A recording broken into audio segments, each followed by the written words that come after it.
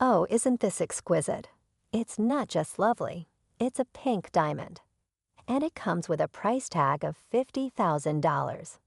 My mother-in-law, who couldn't be bothered to attend my own mother's funeral, appears to be relishing a lavish getaway with her friends, completely oblivious to my presence. She gleefully shared details about her new sparkling pink diamond ring, seemingly fueled by jealousy towards a friend who flaunted a similar ring. In her triumph, she revels in having outdone her friend by choosing a more expensive ring from the same store. However, the reality is far from what it seems. It's implausible for her to afford such a costly item, and it turns out she had secretly taken money from my husband's safe to make the purchase. This money, crucial for her future, had been earmarked for her nursing home fees. My name is Hillary Johnson, a 46-year-old woman living with my husband, Steve, who is 7 years my senior, and our high school senior daughter, Gina. Despite not being wealthy, we lead a stable life. I have worked part-time at a local drugstore for over a decade, and my hobby is cultivating herbs. Lately, I've been challenging myself with a medical herb certification exam. Jenna and I often discuss her future dreams, bringing us joy. 6 months ago, my father-in-law passed away, introducing significant changes to our modest lifestyle. According to his will, the house went to Steve and the cash to my mother-in-law. The money was intended for her nursing home fees, given her age of 75. Despite this, she pleaded tearfully to live in the house, and after much debate, we agreed to cohabitate for a year while searching for a suitable home. The area where the family home is situated has now become a popular high-end residential area. Still, we are not wealthy. It's an old land holding. I learned that my mother-in-law had a habit of spending recklessly, and though I had prepared for it to some extent, the reality was shocking. As Steve heads out for dinner shopping, my mother-in-law, on the first day of our cohabitation, casually asks, "Hillary, could you lend me some money? I'm going out. Thank you just in case something comes up, and I need more. Give me $100 for now," she says under the pretext of buying dinner. I found myself pondering how much groceries she intended to purchase. Despite my reservations, I made the mistake of giving her the requested amount. 2 hours later, she returned by taxi-laden with bags from an upscale department store filled with expensive deli items and sweets. Tonight we feast. I wanted to try these side dishes. They're supposed to be delicious, and we have desserts too, she exclaimed proudly. Curious, I asked, "Mother, how much did this cost?" She replied, "Well, let's see. I went a bit over because of the taxi, but I covered the extra, so it's fine." Her proud declaration left me speechless. But little did I know this was just the beginning. Managing finances became my biggest headache after moving to the family home. While my father-in-law was alive, we used online supermarkets for groceries, paying with his card. Learning from my initial mistake of giving her large sums of money, I no longer entrusted her with shopping and kept the wallet in a locked drawer.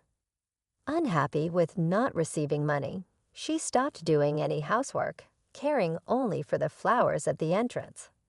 Despite our monthly allowance of $300, she squandered it on clothes, beauty salons, meals, or coffee with neighbors. By mid-month, she would usually run out of money and ask for more.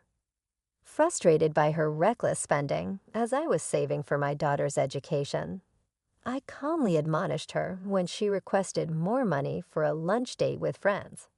Even Steve, who works, gets an allowance of $300. I can't give you more than someone who's working, so please use it more wisely, I said. Dissatisfied, she returned to her room, likely to ask Steve for money later. The allowance came from the nursing home fund, and if it diminished, it would be her who suffered. When Steve came home, I expressed my concerns.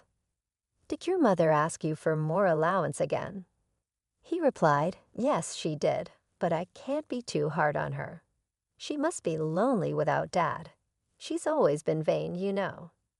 But I want to fulfill her wishes for at least this year that she's here. I understand, but your kindness isn't truly benefiting her. Besides, it will eventually have repercussions for us. You're right, I get it. My mother-in-law had a tendency to flaunt, especially in front of her 3 old friends who were mothers of my husband's classmates living in the neighborhood. I became aware of this during the funeral arrangements for my father-in-law, Steve. It's your father's funeral, so arrange the altar this way and get more extravagant flowers. The neighbors are coming. Don't embarrass your father, she instructed. Steve, being the spouse, complied with her demands to some extent, but the costs were significantly high. My mother-in-law's primary aim was to show off to the neighbors. I even felt sympathy for her having to keep up with people from a different lifestyle. During the funeral, she only greeted 3 families of her friends. One day, after having lunch with her friends, she came back excited, her eyes sparkling. Today, Debbie showed me a ring worth $20,000 that she got from her husband for their golden wedding anniversary. I've never seen a $20,000 ring before. That's a wonderful gift. You don't have such wealthy friends, do you, Hillary? You'll probably never see anything like that in your life, she remarked with superiority and sarcasm. Using her friends to boast, Hillary, you're so plain. Why don't you put on some makeup? Have you ever been to an upscale lunch? It was all about one-upping me. I tried to ignore her words, but she seemed increasingly hostile towards me, especially after I refused to give her more money. After settling my father-in-law's affairs and starting to look for a nursing home, my mother's health took a turn for the worse. When my sister and I rushed to the hospital, the doctor informed us that she had about 3 months to live due to advanced cancer. She was in a fragile state and could deteriorate at any time. My mother had occasionally mentioned feeling unwell before, but being a person of great endurance, it wasn't easy for her to show any signs of weakness. I regretted not paying more attention to her. I asked my sister to stay with her while I went to fetch some clothes and valuables from her apartment. As I packed a large bag in her room, I found some cash, likely her living expenses for the month, in a drawer. I took the cash with me, planning to shower and head back to the hospital. I left the bag in Steve's upstairs room, and after getting ready, noticed the zipper slightly open. A sense of unease washed over me as I checked the bag and found the cash missing, suppressing my rising anger.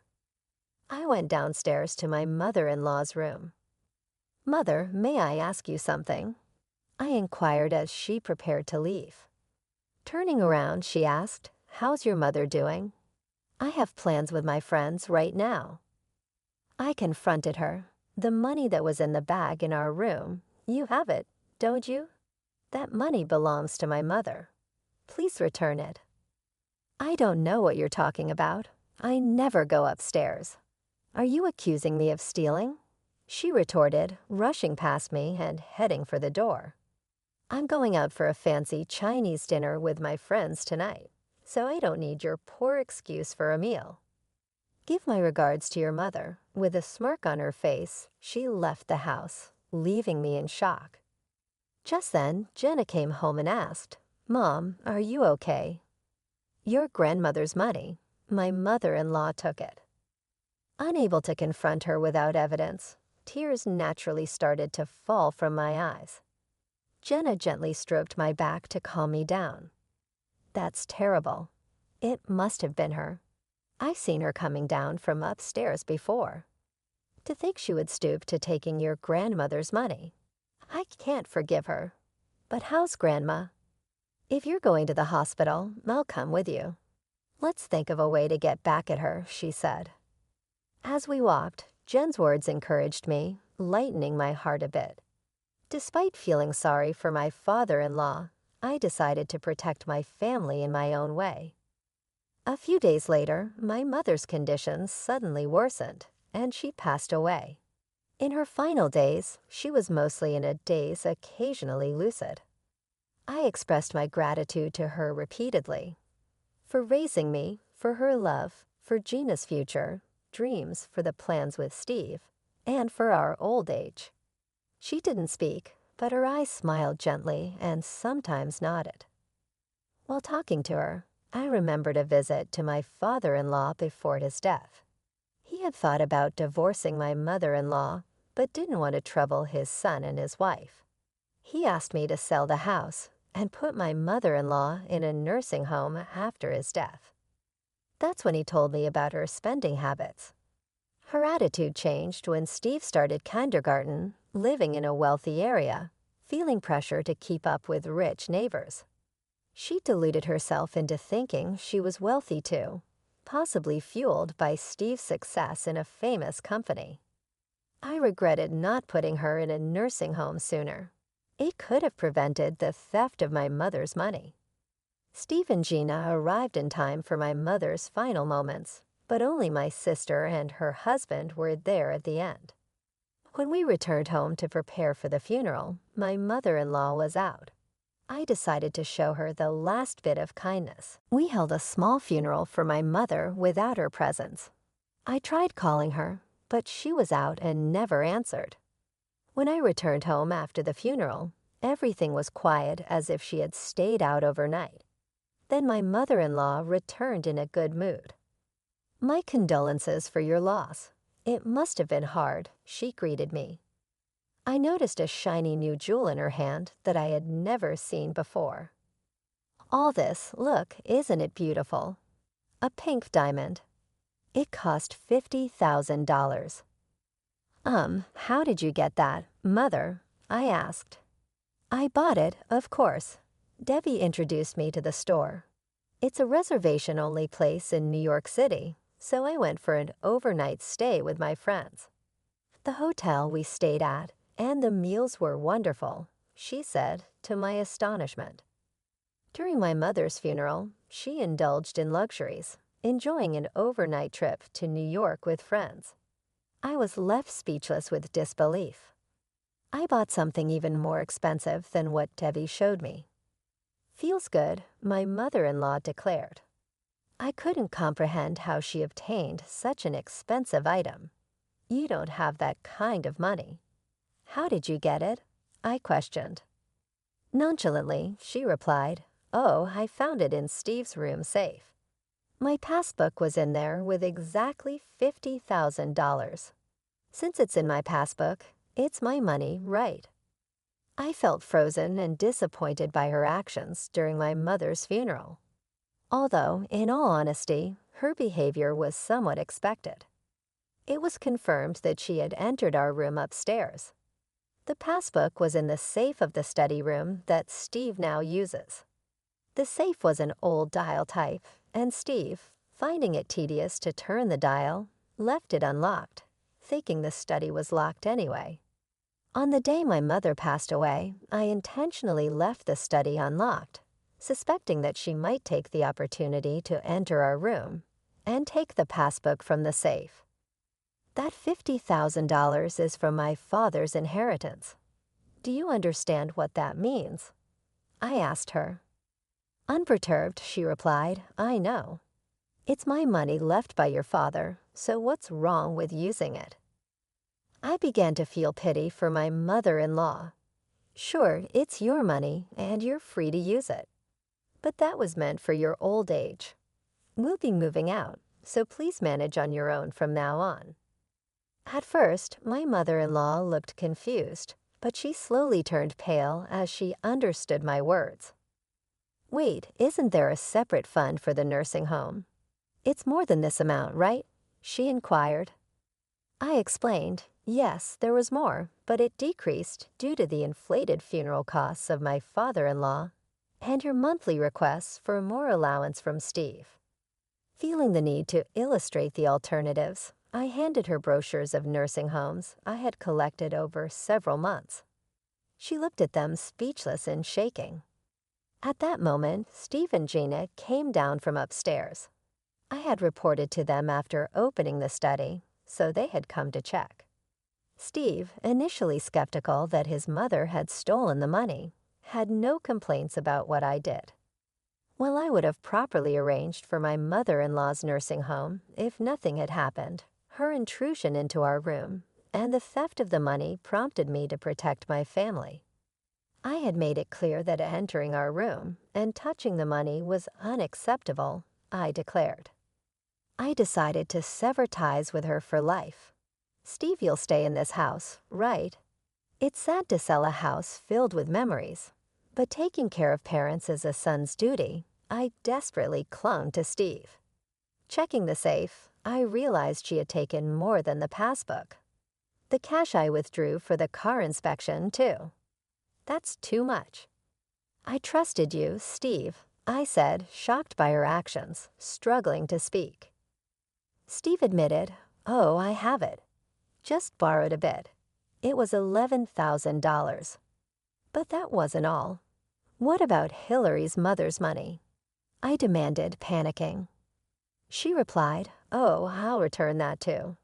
Then it's fine, right, Hillary? She hastily handed me the money, possibly pretending about the $50,000 ring. Until the end, there were no words of apology about my mother's money. I'm sorry, but I can't live with you anymore. I'll protect my own family from now on, I declared. She broke down crying, clinging to Steve till the end. However, Steve's grief-stricken anger was intense, and he acted quickly. He sold her belongings to create a lump sum and found a nursing home affordable on her pension. The chosen home, though far from the family home, I probably won't see her again in my lifetime. Steve occasionally gets calls from the home, and she seems calmer now, possibly settling into her new environment. I regretted not placing her in a home earlier. Perhaps if we hadn't lived in that house, her life might have been happier. A part of me felt a little sympathy for her. After she left, we moved. Waiting for Jen's graduation, Jenna got into her desired university and started living on her own. The family home, being in a popular area, quickly found a buyer. Steve is now applying for a transfer to a branch near the sea. We plan to spend a few years until retirement there, searching for our final home. We hope to continue living peacefully and harmoniously as a family.